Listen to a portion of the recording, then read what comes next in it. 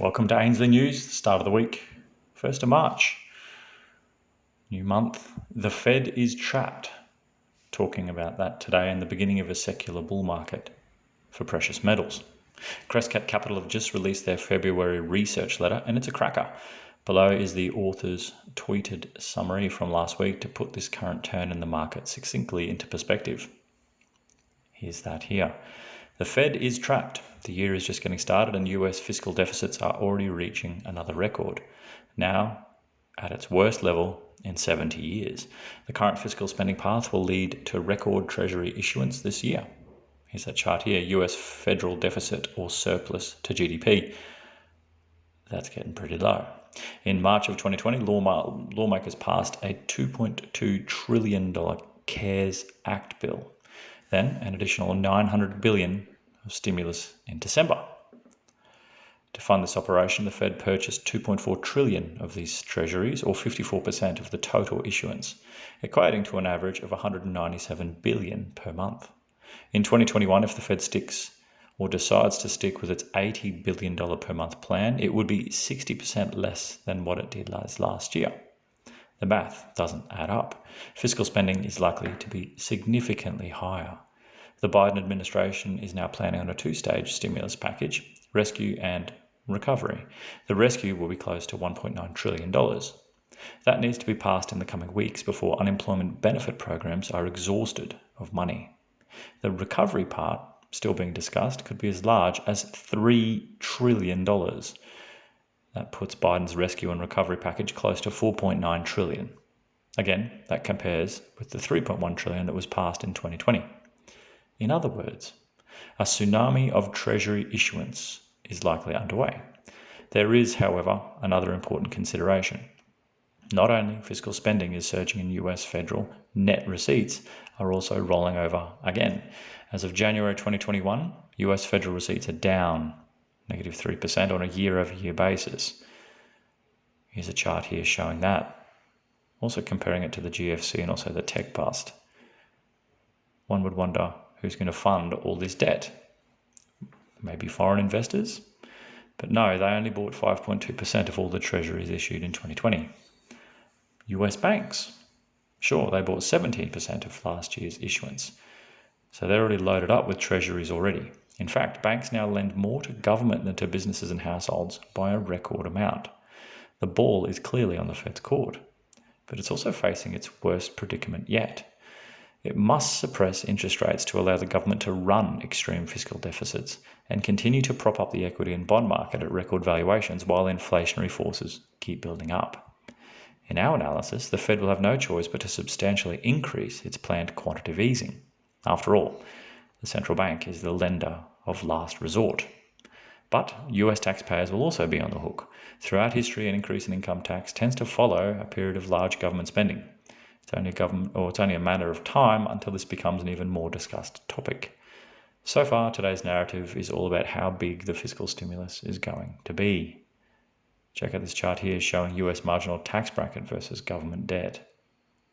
And that correlation there.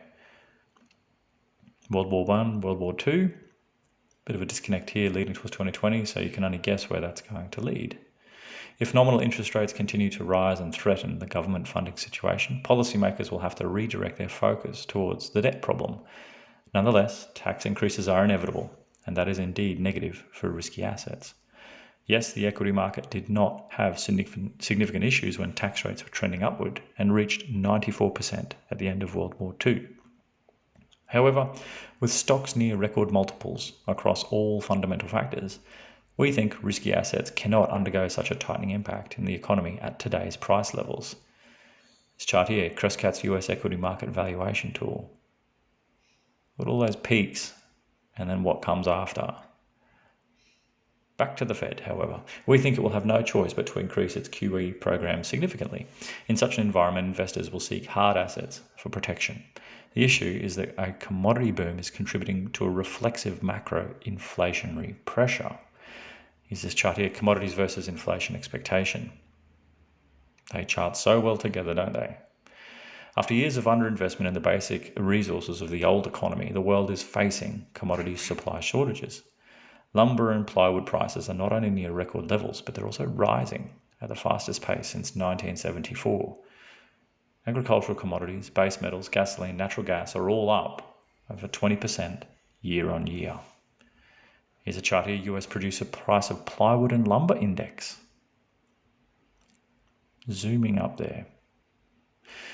Not to mention the rising industrial demand in fiscal stimulus-driven economy attempting to both recover from COVID and transition to a cleaner, greener economy. Similar to the issues we had after the Spanish flu in 1919, inflationary pressures keep building.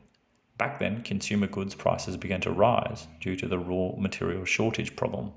Commodity producers were running well below their historical capacity, resulting in a sharp upward movement in prices. This time, on the other hand, the pandemic already started after several long years of underinvestments in the commodities market. To highlight, investments in mining exploration are at a 62-year low. We strongly believe that there will be major supply and demand imbalances in the next years as the part of current macro environment. Here's US private investments in mining exploration, and showing the peak of the commodities boom. More importantly, when adjusting for inflation, commodities are just slightly above the worst levels of the Great Recession. We are likely entering a super cycle period. Here's a chart here showing commodities adjusted for inflation, also in comparison there to the Great Recession. Commodities are your highway from the old to the new economy. When their prices go up, the whole investing landscape is set to change. Another chart here showing commodities up closer. Are we kicking up here? Don't forget, we also just saw the largest wealth transfer from the government to the people in the last 30 years. While lower classes lost 84% of their net worth during the Great Recession, this time we saw the largest annual increase in wealth in the middle of a depression, like economic downturn. US bottom 50%, this chart shown here, overall net worth in millions, of course in US dollars. This is that wealth lost around 2008 and where we're at now. In aggregate, US households' net worth increased by $11.7 trillion in 6 months since the recession began. The government cannot afford this money party to stop. This is not like the disinflationary times we had after the GFC. It's quite the opposite. Today we have inflationary pressures on both the demand and supply side of the economy. From a positioning standpoint, the list of macro, fundamental and technical reasons to be long precious metals today is extensive. It's more than just a short squeeze in silver. It's about fiscal recklessness, massive debt buildup, monetary dilution to suppress interest rates, lack of fundamental cheap assets that yield more inflation, a worsening current account deficit issue, lack of new precious metals discoveries, long years of underinvestment in the space, reluctance of miners to spend capital on exploration and development, the supply cliff issue among producers as they deplete their reserves while not successfully replacing their reserves. And more importantly, the fact that gold and silver remain near record lows relative to monetary supply and the monetary base. In our view, this is the beginning of a secular bull market for precious metals. Wow, that's news for today, and that's mostly from Crescat today with their report. Remember, if you want to buy anything physical, ainsleyBullion.com.au for gold, silver and platinum. Check out cryptocurrencies, ainsleywealth.com.au. Could be a good time to buy Bitcoin. It's eased off just slightly. And if you're interested in a stable coin built and backed by real gold and silver and stored at Reserve Vault, check out goldsilverstandard.com. Built by Ainsley, you can trust it. We'll catch you tomorrow for more news.